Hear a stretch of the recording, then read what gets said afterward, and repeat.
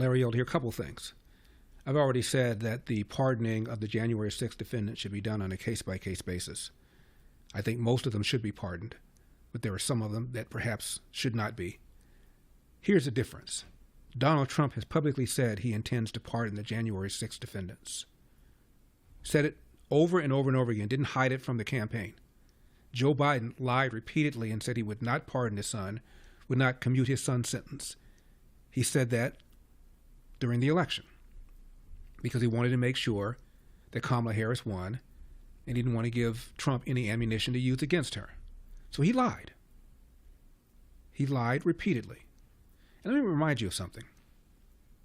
If it weren't for the fact that the owner of the laptop repair shop made a copy of the Hunter Biden laptop, we probably never would have even known about its existence because the FBI had it for a full year and did not publicly disclose its existence. The laptop repairman made a copy. Somehow the copy got into the hands of Rudy Giuliani, who made it public. And then after it was made public, Antony Blinken, now the Secretary of State, put together a letter signed by 51 former intelligence officials saying that the Hunter Biden laptop story had all the hallmarks of Russian disinformation. Even though Trump's Director of National Intelligence said there was no reason to doubt the laptop's authenticity. And Biden used that during the debate when Trump brought it up. And Biden said 51 former intelligence agencies said the whole thing was Russian disinformation. Remember that? Big distinction. Now, here's what Joe Biden said when he pardoned his son late last night. Today I signed a pardon for my son Hunter.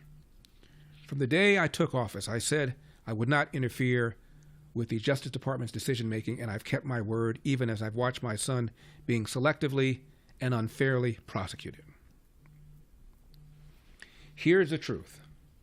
I believe in the justice system, but as I have wrestled with this, I also believe raw politics has infected this process, and it led to a miscarriage of justice. Who's that sound like?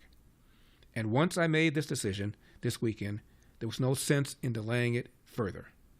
I hope Americans will understand why a father and a president would come to this decision. End of quote. Here's the problem. As James Comer, the chair of the House Oversight Committee, said, Joe Biden has lied from start to finish about his family's corrupt influence peddling activities. Not only has he falsely claimed he never met with his son's foreign business associates and that his son did nothing wrong, but he also lied when he said he wouldn't pardon Hunter. The charges Hunter faced were just the tip of the iceberg in the blatant corruption that President Biden and the Biden crime family have lied to the American people about. It's unfortunate that rather than come clean about their decades of wrongdoing, President Biden and his family continue to do everything they can to avoid accountability, end of quote. It is estimated that the Biden crime family pocketed some $27 million from Hunter's overseas activities and also other activities, including actors like China. Here is Peter Schweizer on President Biden's policies towards China and why, in fact, he has such a benign attitude towards China. 52. We have not, in fact, made any contact, any progress with China. We are the lowest trade deficit with China since 2010. We have the largest deficit with China. He gets paid by China. He's a Manchurian candidate. He gets money from China. So I think he's afraid to deal with them or something. And that's President Trump attacking President Biden's China policy amidst rising CCP espionage and CCP aggression against America. From sending a spy balloon over the continental country to setting up secret police stations, surveillance all over the place on U.S. soil, the president has yet to confront Chinese President Xi Jinping over the origins of COVID-19 and the cover-up that followed, or the surge in Chinese migrants entering the United States illegally. 50,000 Chinese migrants coming into America in the last year, 50,000. This comes as House Republicans continue their impeachment inquiry against President Biden over alleged influence peddling, money laundering, and bribery, according to the House Oversight Committee.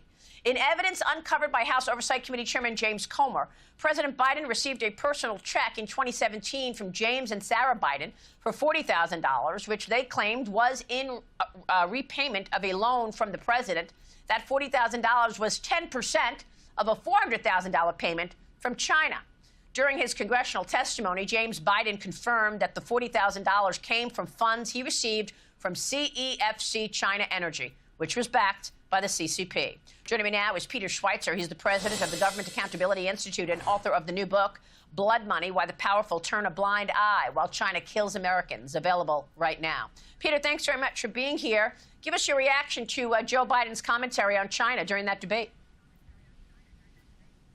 Yeah, it's really pretty remarkable. I mean, look, the bottom line is that Joe Biden and his family have received collectively tens of millions of dollars from Chinese businessmen, beginning really when he became vice president of the United States. And that has deeply affected and shaped his approach to China. And all you have to do is look at his record and look at the wild inconsistencies that have occurred since that money began to flow. In the 1990s, for example, Joe Biden led the charge on Capitol Hill in calling out the Chinese government for their involvement in the international heroin trade. He held hearings about it. He talked vocally about it.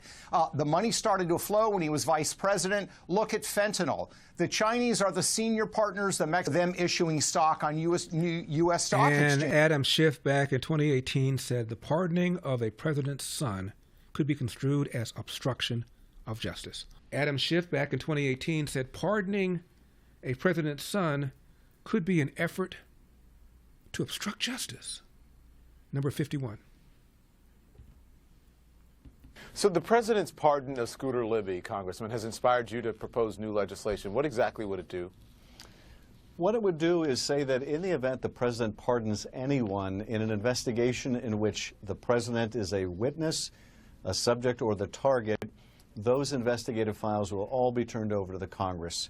The Congress ought to know whether the president is using the pardon power to obstruct justice. The American people have a right to know. I think it is clearly constitutional. It doesn't prohibit him from granting a pardon, even a pardon he shouldn't grant. But it does say that we will be able to at least find out whether the president is using this power to shield himself from liability. It offers transparency at the very least. Absolutely. Thank you, Congressman. I appreciate your time. Thanks, Don. It'll really be fascinating to see when and if Adam Schiff is asked about this, if he still feels the same way. Biden believes that his son was singled out for selective prosecution because of his last name. Actually, his last name shielded him from the more serious charges because IRS whistleblowers have come forward and said that they slow-walked the investigation to the point where several serious charges could not be brought because of the statute of limitations, and they were limited in the number of witnesses they could interview.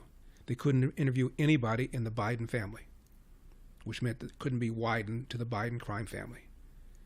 So he did get special treatment that nobody else would have gotten.